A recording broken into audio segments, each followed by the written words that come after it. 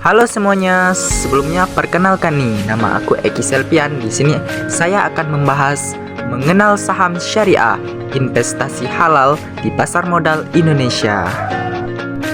Nah, di sini ada latar belakang nih teman-teman. Yang pertama itu adalah pertumbuhan investor muslim di pasar modal, dan yang kedua itu ada kebutuhan akan investasi yang sesuai syariat, dan yang ketiga ini ada peran pasar modal dalam perekonomian. Apa itu saham syariah?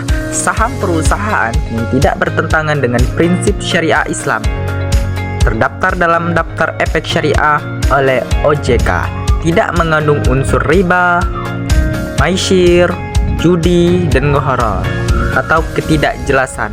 Di sini ada kriteria saham syariah. Yang pertama itu ada bisnis utama tidak bertentangan dengan syariah, dan yang kedua total utang berbasis bunga tidak lebih dari 45% dari total aset, dan yang ketiga pendapatan non halal maksimal itu 10%. Di sini ada beberapa keunggulan saham syariah nih teman-teman. Yang pertama itu bebas dari riba dan spekulasi berlebihan, dan yang kedua itu cocok untuk investor jangka panjang, dan yang ketiga itu kinerja tidak kalah dengan saham konvensional, dan yang keempat itu meningkatkan kesadaran berinvestasi halal. Di sini ada beberapa mekanisme investasi saham syariah.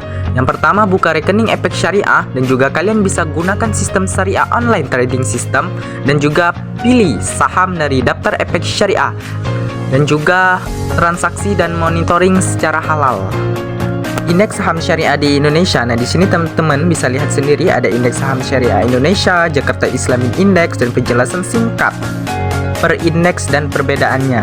Di sini ada beberapa contoh emiten saham syariah. Teman-teman bisa lihat sendiri ya. Nah, di sini juga ada tantangan dan peluangnya. Yang pertama itu ada kurangnya literasi keuangan syariah, dan yang kedua itu perluasan pasar dan inklusi keuangan, dan yang ketiga itu inovasi produk syariah di pasar modal. Kesimpulan dari video yang saya bahas ini adalah saham syariah solusi investasi halal dan menguntungkan, dan juga potensinya besar di masa depan. Investasi tak hanya soal untung, tapi juga keberkahan. Baik, terima kasih bagi teman-teman yang telah menonton.